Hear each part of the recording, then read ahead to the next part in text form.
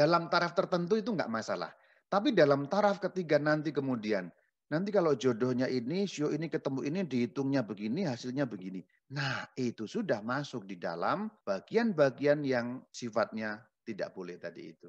Nanti jatuhnya hari apa, pindah rumahnya harus dari arah apa gitu. Nanti ini kamu lahirnya sio ini, istrimu sio ini. Harinya ini, rumah kamu segini menghadap ke sana. Berarti kamu harus datang dari utara. Kalau nanti dari utara nggak ada pintunya, kamu belok tapi jalannya mundur. Nah kalau jalannya mundur itu nanti masih harus dilengkapi dengan sambil menebar beras di depan pintu. Tapi ternyata itu jatuhnya hari Sabtu. Nah jatuhnya hari Sabtu itu hitungannya begini, nanti kamu sambil kentut 3 kali di bawah gawang pintu misalnya. Yang sedang populer itu kartu tarot, itu termasuk ya, itu pratanda-pratanda. Jadi membaca pratanda itu termasuk juga menggunakan alat-alat ya, entah itu kartu, entah itu tongkat, apapun ya. Ciamsi juga loh ya, jangan lupa loh ya. Itu pratanda itu ya. Aku adalah Sun Gokong.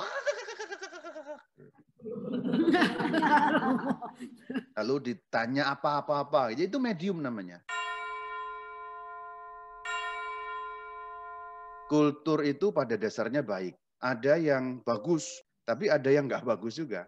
Ada yang masih bisa dipakai dan disesuaikan ada. Jadi ada 3 hal. Ditolak, diterima, atau diterima tapi dengan syarat. Nah, ramalan bagaimana? Saya akan bicara mengenai perspektif iman Katolik. Sekarang kita lihat ajaran gereja, dan nanti kita bisa masuk kepada yang lebih rinci ya. Kita buka dalam KGK, Katekismus Gereja Katolik. Nomor atau artikelnya 2110, 2110. Perintah pertama melarang menghormati Allah-Allah lain di samping Tuhan yang Esa yang telah mewahyukan diri kepada umatnya. Perhatikan ayat selanjutnya penting sekali. Ia melarang tahayul dan ketidakpercayaan. Tahayul boleh dikatakan satu religiusitas yang berlebihan dan tidak normal. Jadi tahayul itu tidak normal, selalu tidak normal. Hal-hal yang kita nilai menurut tahayul pasti tidak normal. Nanti kejatuhan cicak lah, ininya apalah, itu kan tahayul-tahayul. Dan itu tidak normal. Karena itu tidak ada penjelasan logisnya. Tapi nyatanya terjadi, Romo. Ya betul. Karena justru kuasa jahat atau kuasa iblis menggunakan cara-cara seperti itu untuk menjebak kita. Supaya kita percaya. Kalau ini terjadi, kalau kejatuhan cicak, selanjutnya terjadi apa. Nah itu sebenarnya kita digiring dengan menggunakan opresio atau dengan menggunakan penindasan dari kuasa jahat. Kuasa jahat itu menindas kita sehingga menggiring kita untuk percaya. Nah itu yang terjadi sebenarnya. Lalu dikatakan ketidakpercayaan suatu kebiasaan buruk yang berlawanan dengan keutamaan menghormati Allah. Maka tahayul dilarang sekali dan ini KGK 2110 itu jelas sekali. Ini ajaran Katolik yang otentik dari Katekismus Gereja Katolik.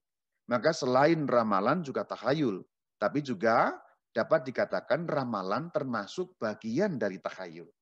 Mungkin ada yang bertanya, bedanya apa Romo dengan prediksi? Misalnya itu kan cuaca, kan kita ngomong ramalan cuaca. Ya mungkin istilah yang dipakai sama, itu bukan ramalan sesungguhnya, tapi itu perakiraan. Kata yang lebih tepat itu adalah perakiraan. Kita memperkirakan sesuatu yang akan terjadi di masa depan, tapi menggunakan nalar yang logis. Kita memang bisa mengetahui masa depan secara terbatas dengan membaca gejala-gejala. Kalau mendung hitam sekali, kita akan tahu sebentar lagi hujan, masa depannya hujan gitu. Tapi itu kan bukan nggak logis, itu logis. Tapi kalau tahayul dan ramalan sesuatu yang tidak logis. Tahayul itu seperti erosi ya. Tanahnya lama-lama kita habis. Jadi makin kita percaya pada tahayul, makin iman kita habis. Maka kalau kita membaca, poinnya adalah melanggar perintah pertama. Itu poinnya. Jadi poin kedua, melarang tahayul. Kita lanjutkan dalam KGK 2115. Allah dapat mewahyukan masa depan kepada nabi dan orang-orang kudus. Nah, itu buktinya dalam Alkitab ada Romo kepada nabi dan orang-orang kudus. Itu betul, tapi itu bukan ramalan. Kalau para nabi menyampaikan itu nubuat. Nubuat itu berbeda dengan ramalan. Ramalan itu kemungkinannya 2. Pendapat orang itu sendiri untuk mendapatkan uang, dia pokoknya yang penting dapat uang. Dia mengaku peramal, yang penting dapat uang, dia sampaikan omongan-omongan ngaco itu. Orang percaya karena orang sudah tahayul. Kalau orang otaknya sudah takhayul tuh mau bayar berapa juga dia percaya. Itu ramalan yang pertama. Ramalan yang kedua menggunakan bisikan roh jahat. Maka yang dipakai suara roh jahat. Sedangkan yang namanya nubuat, itu disampaikan kepada para nabi atau orang-orang suci, itu bisikannya berasal dari Roh Kudus. Dan memang dalam Alkitab banyak diceritakan. Nah, pembisiknya inilah yang berbeda. Ramalan dan nubuat sama-sama bicara mengenai masa depan. Itu betul. Tapi persamaannya hanya itu. Nubuat ngomong tentang masa depan, betul.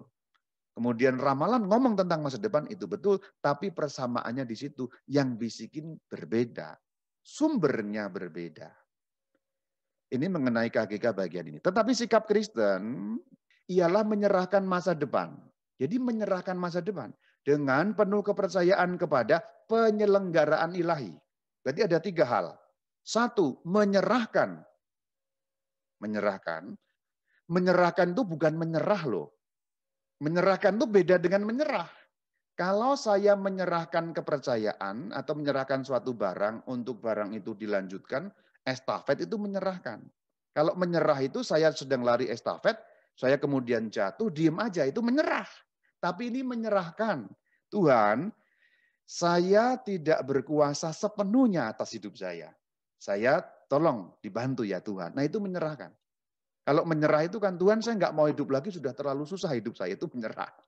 Jadi menyerahkan itu berarti kita mempercayakan. Poin yang kedua dengan penuh iman. Penuh kepercayaan itu berarti penuh iman. Nomor 3, penyelenggaraan ilahi. Maksudnya apa? Penyelenggaraan ilahi itu adalah bahwa Tuhan tetap memelihara kita, Tuhan tetap memperhatikan kita meskipun di tengah situasi yang sulit dan juga mungkin di tengah situasi yang salah jalan. Dan dikatakan seorang Kristen harus menjauhkan diri dari rasa ingin tahu yang tidak sehat. Ini poin-poinnya. Menyerahkan masa depan, nomor 2 penuh iman, nomor 3 keyakinan bahwa Tuhan menyelenggarakan. Yang kedua, menjauhkan diri dari rasa ingin tahu yang tidak sehat. Rasa ingin tahu itu sehat. Tetapi ada batas-batas tertentu yang kita lampaui yang membuat rasa ingin tahu tidak sehat. Kita ingin tahu masa depan seperti apa, prediksi usaha itu kan sehat sebenarnya. Tetapi yang disebut sehat kalau kita memprediksi usaha menurut apa? Menurut, boleh dikatakan menurut ukuran-ukuran sehat. Ekonomi seperti apa, ya inflasi seperti apa, prospek dagangnya seperti apa, barang kita seperti apa, persaingan usahanya seperti apa. Itu rasa ingin tahu sehat. Nanti ke depan usaha kita akan kayak apa? Itu semua sehat tentu saja. Kita memprediksi dengan menggunakan ilmu ekonomi, ilmu perdagangan, dan lain sebagainya. Kaitan juga dengan politik, nanti akan seperti apa. Juga dengan globalisasi, ada ilmunya kan. Nah kalau kita mengetahui usaha kita ke depan seperti itu, maka itu sehat. Tapi ketika Anda datang ke seorang paranormal dan bertanya, itu nanti usaha saya seperti apa? Lalu dia mulai membaca ramalan-ramalan dengan berbagai macam metode itu titik yang tidak sehat. Lalu dalam KGK 2116 sangat tegas dikatakan bahwa segala macam ramalan harus ditolak. Ini dikatakan segala macam ramalan. Kenapa gereja Katolik sampai mengatakan segala macam ramalan? Karena ramalan itu memang macam-macam. Metodenya macam-macam, caranya macam-macam, alatnya macam-macam. Maka sampai dikatakan segala macam ramalan harus ditolak. Ini yang dimaksud bukan prediksi ya. Prediksi yang menggunakan ilmu itu bukan ramalan tentu saja, itu prediksi. Itu perakiraan. Lalu yang ditolak apalagi? Mempergunakan setan dan roh jahat, memanggil arwah, tindakan lain yang membuka tabir masa depan. Perhatikan lanjutannya ini sangat sangat rinci. Horoskop, hal-hal yang terkait dengan ilmu perbintangan astrologi ya. Horoskop kalau kita mempelajari zodiak-zodiak termasuk show ya. Show itu bagus nggak? Kalau sejauh untuk lucu-lucuan, untuk menghitung tanggal dan sebagainya itu bagus-bagus saja tentu saja. Oh tahun ini ada lambangnya ini, artinya ini, ya orangnya semoga seperti ini, ya, itu masih dalam taraf tertentu itu nggak masalah. Tapi dalam taraf ketiga nanti kemudian, nanti kalau jodohnya ini, sio ini ketemu ini, dihitungnya begini, hasilnya begini. Nah itu sudah masuk di dalam bagian-bagian yang sifatnya tidak boleh tadi itu. Nanti jatuhnya hari apa, pindah rumahnya harus dari arah apa gitu. Nanti ini kamu lahirnya show ini, istrimu show ini. Harinya ini, rumah kamu segini menghadap ke sana. Berarti kamu harus datang dari utara. Kalau nanti dari utara nggak ada pintunya, kamu belok tapi jalannya mundur. Nah kalau jalannya mundur itu nanti masih harus dilengkapi dengan sambil menebar beras di depan pintu. Tapi ternyata itu jatuhnya hari Sabtu. Nah jatuhnya hari Sabtu itu hitungannya begini. Nanti kamu sambil kentut 3 kali di bawah gawang pintu misalnya. Astrologi, ya astrologi itu juga kayak zodiak-zodiak gitu. Ini harap dibedakan dengan astronomi ya. Ini mirip tapi berbeda. Astrologi itu kayaknya sama dengan astronomi tapi beda. Astrologi itu bagian dari takhayul. Astronomi bagian dari ilmu pengetahuan. Hanya yang samanya astro. Astro itu dari kata astra artinya bintang. Keduanya menggunakan posisi bintang-bintang tapi tidak sama. Yang satu itu harafiah secara sains, diteliti, diukur, diteropong dan sebagainya. Misalnya kalau Anda pergi ke Lembang ya, Boska itu teropong bintang itu seperti itu namanya astronomi. Kalau kita ke ITB ada jurusan astronomi, tapi astrologi itu enggak. Kamu lahirnya begini ada bintang Sirius ketemu dengan bintang apa, nanti begini berarti usahamu enggak boleh yang berbau tanah. Kamu enggak boleh punya usaha keruk tanah ya gitu. Kamu lahirnya begini, waktu itu sedang ada bintang ini ketemu bintang itu, kamu jangan usaha yang berbau air ya. Kamu nggak boleh punya usaha air ya, dan sebagainya dan sebagainya. Itu astrologi. Membaca tangan itu jelas sekali, palm reading. Membaca pratanda, orakel. Nah pratanda itu salah satunya misalnya pakai kartu-kartu yang sedang populer itu kartu tarot itu termasuk ya, itu pratanda-pratanda. Jadi membaca pratanda itu termasuk juga menggunakan alat-alat ya, entah itu kartu, entah itu tongkat, apapun ya. Jamsi juga loh ya, jangan lupa loh ya. Itu pratanda itu ya. Orakel, paranormal tidak boleh. Menanyai medium. Jadi kalau ada medium yang ditanya-tanya ini hati-hati. Ini sudah nggak boleh karena ini berkaitan dengan roh jahat. Karena menanya medium. Medium itu nanti kemasukan dewa apa ditanya. Aku adalah Sun Gokong. Lalu ditanya apa-apa-apa. Jadi itu medium namanya. Ya itu kalau Chinese culture ada, Japanese culture juga ada. Aku Mbah Grandong katanya. Ya sama, persis sama. Medium itu sama. Di banyak budaya ada. Nah, di situ dikatakan terselubung kehendak supaya berkuasa atas waktu sejarah dan menarik kekuatan-kekuatan gaib. Jadi bahayanya adalah, meskipun yang palsu ya, kalau yang ramalan asli dalam arti pakai rojat, udah jelas lah itu. Tapi yang palsu sekalipun, karena ada ramalan palsu, dia yang penting dapat duit asal ngomong. Itu bahayanya karena tahayul yang berarti menarik kekuatan jahat. Yang tadinya palsu lalu bisa menjadi asli loh. Nah itu yang dimaksud.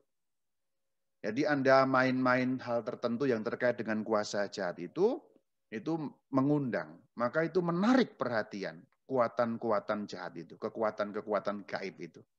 Contoh kalau ada anak-anak main-main sesuatu yang simpel kayak jelangkung atau apa, roh jahatnya benar bisa datang. Meskipun anak itu main-main. Yang namanya jelangkung itu sangat populer ya. Itu anak kan sebenarnya main-main ya. Tapi yang main-main itu karena terkait tahayul, jadi bisa menyalurkan kuasa jahat. Jadi di sini bahayanya.